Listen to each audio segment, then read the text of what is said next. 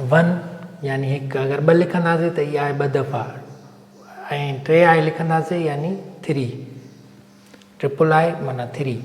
को बि Roman number में पहिरियों रूल इहो त को बि लेटर असीं 3 दफ़ा खां वधीक नथा लिखी सघूं, 3 दफ़ा ई लिखंदासीं।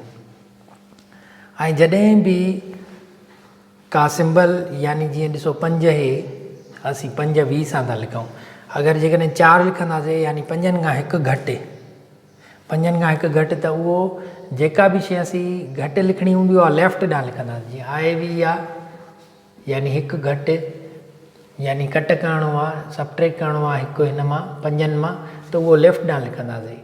ऐं 6 ॾिसो लिखूं था असीं कीअं 6 20 आहे, यानी जेका बि शइ असांखे हिन में एड करणी हूंदी आहे उहा राइट ॾांहुं लिखंदा आहियूं।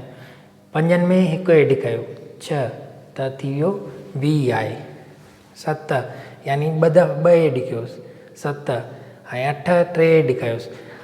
9 माना 10 मां हिकु घटि, 10 मां हिकु घटि, उहो लेफ्ट ॾांहुं लिखंदासीं। असीं को बि लेफ्ट ॾांहुं जेको लिखंदा आहियूं उन में असीं सबट्रैक्ट जेको कंदा आहियूं 1 ई कंदा आहियूं। अगरि 2 सबट्रैक्ट नथा करे सघूं, 8 नथा लिखी सघूं, 2 टाइम आई एक्स, हीअ थी वियो 10। अगरि असांखे 20 लिखिणो हुजे त कीअं लिखंदासीं, डबल एक्स यानी 20।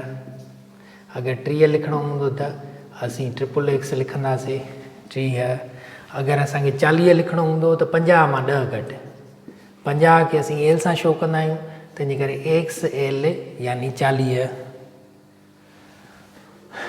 अगरि असीं 50 लिखंदासीं त थी वेंदो एल, ओनली एल। 60 लिखंदासीं थींदो x L, sorry L x 60।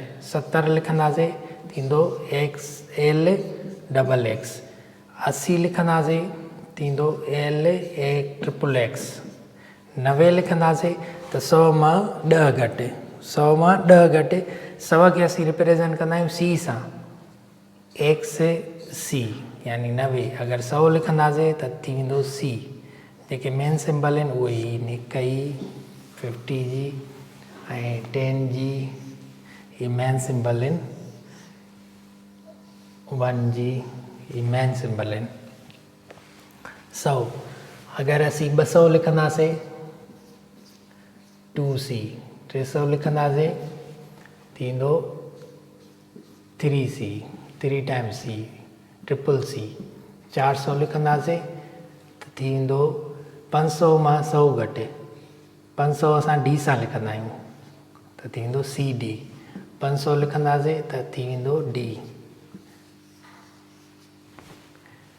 D।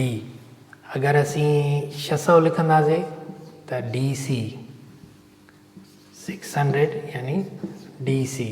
700 लिखंदासीं थी वेंदो D डबल C। 800 लिखंदासीं थी वेंदो D ट्रिपल C। 900 लिखंदासीं यानी 1000 मां 100 घटि, 1000 मां 100 घटि CM। अगरि 1000 लिखंदासीं त थी वेंदो M यानी 1000। अगरि 2000 लिखणा हूंदा त असीं लिखंदासीं डबल M। 3000 त असीं लिखंदासीं ट्रिपल M। अगरि असांखे 5000 लिखणा आहिनि त असीं लिखंदासीं 5 जे मथां बार यानी 5000, बार यानी 1000 सां मल्टीप्लाई। अगरि असीं 1000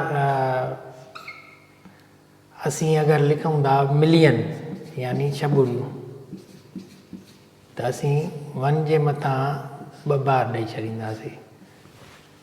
1 मल्टीप्लाई बाय 6 zeros, 1 मिलियन। अगरि असीं लिखूं था 50,000 फ़र्ज़ु कयो त असीं एल जे मथां बार ॾेई छॾींदासीं।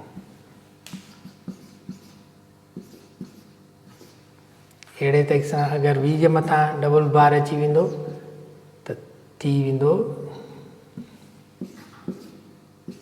20 जे मथां डबल बार अची वेंदो त पोइ 6 0 अची वेंदियूं 5 जे पोयां। त असीं हाणे रिवाइज़ कयूं रोमन नंबर्स।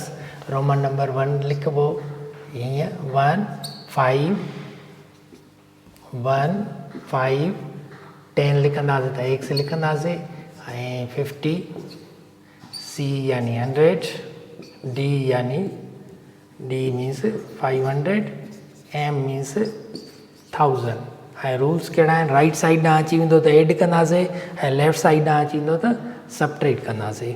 अगरि असांखे 17 लिखणा आहिनि फ़र्ज़ु कयो त कीअं थी वेंदो 10 ऐं 5 15 ऐं 2 ॿिया 17। अगरि असांखे 75 लिखणो आहे त कीअं लिखंदासीं 70 यानी 50 हे थी वियो 75